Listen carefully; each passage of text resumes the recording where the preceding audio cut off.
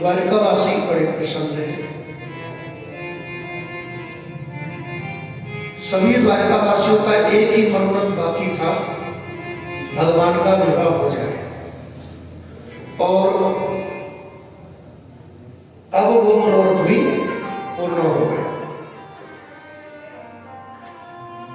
आनंद पूर्वक भगवान रुक्मिणी के साथ में द्वारिका में निवास कर रहे हैं। समय व्यतीत होता जा रहा है। आनंद मंगल के बीच, हास परिहास के बीच, पारिवारिक सुख आनंद के साथ समय व्यतीत होता जा रहा है।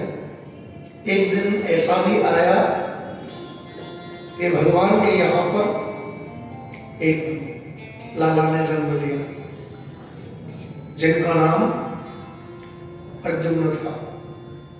लेकिन उनके जीवन में भी भगवान कृष्ण के जीवन की तरह एक घटना घटी, ठीक उसी दिन जिस दिन भगवान के जीवन में घटना घटी।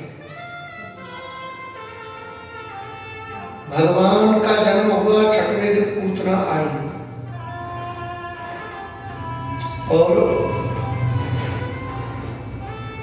प्रद्युम्न का जन्म हुआ तो छठवें दिन संबरासुर नाम के व्यक्ति ने हरण कर दिया।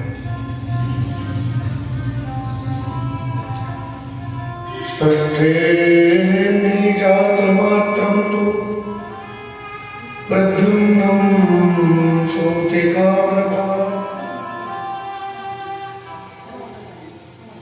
छठवें दिन प्रद्युम्न को प्रसूति का ग्रह से हरण कर लिया गया, क्योंकि ये सम्रासुर जानता है तेरी मृत्यु प्रद्युम्न के हाथों होनी है। तो ये अपने काल को मारने के लिए द्वारिका पहुंचा और वहां से इसने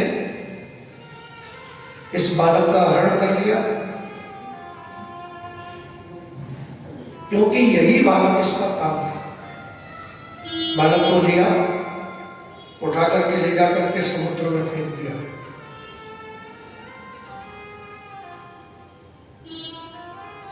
लेकिन विधाता का कुछ विधान ऐसा था कि बालक बच गए। एक मछली जब क्रीड़ा कर रही थी समुद्र में, कभी पानी पीती है, कभी निकाल देती है। अब तभी बालक का गिरना हुआ और तभी इसका पानी को उगलना हुआ। मुंह खुला ले गया, बालक इसके मुंह में गिर गया। अब उस मछली को मछुआरों ने पकड़ लिया। वो मछुआरे भी सम्रासुर के थे। मछली को पकड़ करके ले गए रसोई में, क्योंकि समुद्र के किनारे बसे हुए लोग अधिकतर मछली आदि का ही भोजन करते हैं।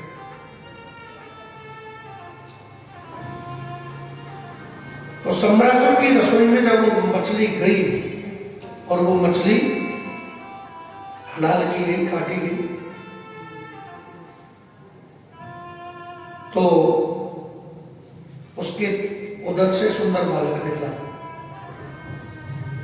इस बालक को पाठशाला की जो अध्यक्षा थी उन्होंने ले लिया, लालन पालन करने लगी, क्योंकि इनके पास कोई संतान भी नहीं। लालन पालन किया।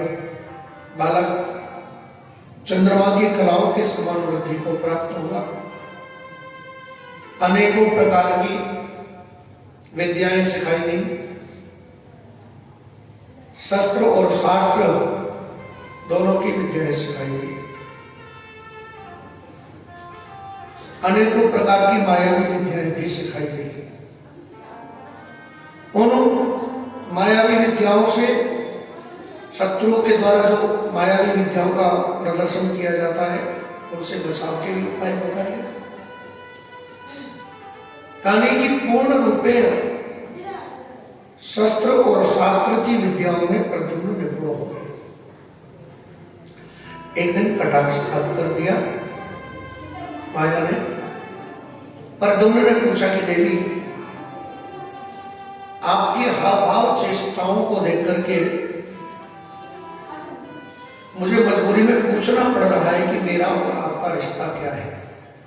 वैसे तो मैं इतना तो जानता हूं कि आपने पालन किया है तो एक माँ का फर्ज पूरा किया है, आपने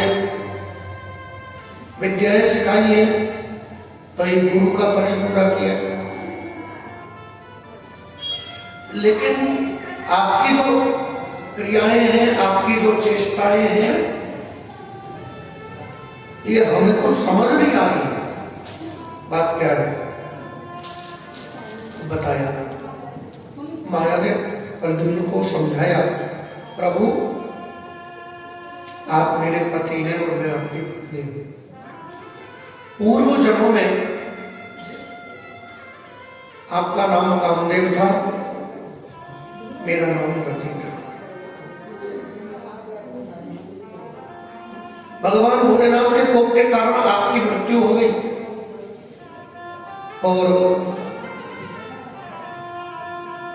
मैंने उनसे आग्रह किया कि प्रभु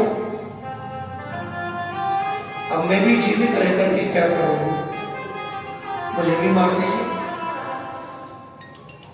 क्योंकि स्त्रियों के प्राण पति में बसे होते हैं और आपने हमारे पति को ही मार दिया, तो हम बिना पति के नहीं रह सकते।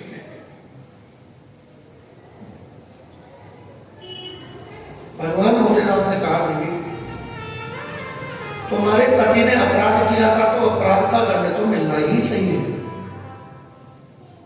अगर अपराधी को उसके किए हुए की सजा न मिले तो प्रजा में, समाज में अनाचार, पापाचार, दुराचार बढ़ जाया करता है। आपके पति ने अपराध किया, उसकी सजा आपके पति को मिली। अब रही बात आपकी भावनाओं की,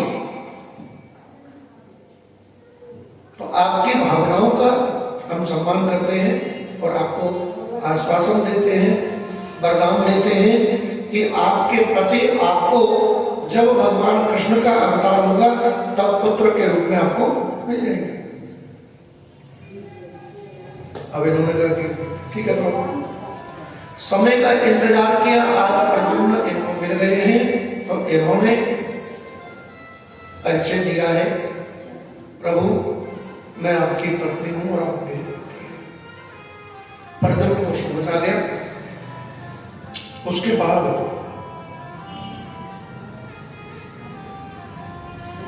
ये खबर कानों ही कानों सम्रासुर के पास में पहुंची। सम्रासुर उसने सेना को भेज दिया प्रद्युम्न को मारने के लिए। प्रद्युम्न ने सेना से युद्ध किया, सारी सेना को तहस-नहस कर दिया, नष्ट कर दिया। खुद सम्रासुर भी बहुत सारी सेना साथ लेकर के आया, तो सम्रासुर की उस सेना को भी प्रद्युम्न ने खेल ही खेल में समाप्त कर दिया। अंत में प्रद्युम्न का और सम्रासुर का युद्ध हुआ। दोनों तरफ से शस्त्रों की, अस्त्रों की बरसात हो रही है। भयंकर युद्ध हुआ और उस भयंकर युद्ध में सम्रासुर नाम का दैत्य प्रद्युम्न के द्वारा मारा गया और प्रद्युम्न की विजय हुई।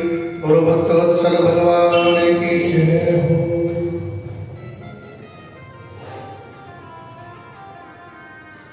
बाबा नारद आए प्रद्युम्न और माया को लेकर के द्वारिका पहुंचे।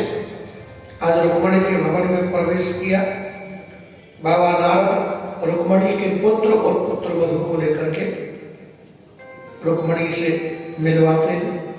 आज रुक्मणी को जब पता चला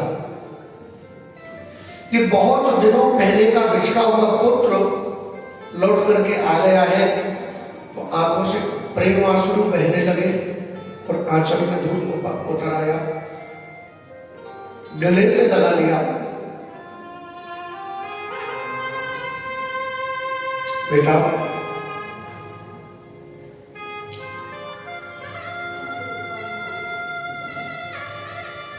हमारे यहाँ पर ये द्वारिका नगरी जो है ये चारों तरफ से सुरक्षित है, लेकिन फिर भी तेरा किसी ने हरण कर लिया।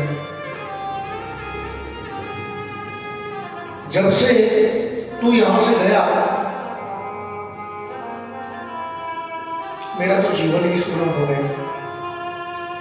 एक माँ, उसके लिए सबसे बड़ा दुख होता है, सबसे बड़ा कष्ट होता है उसकी संतान कष्ट में हो, या उसकी आंखों के सामने उसकी संतान पधार जाए, चली जाए, खो जाए, और रहने करके उस संतान की याद आती है। आज तू मिल गया, मेरे मन को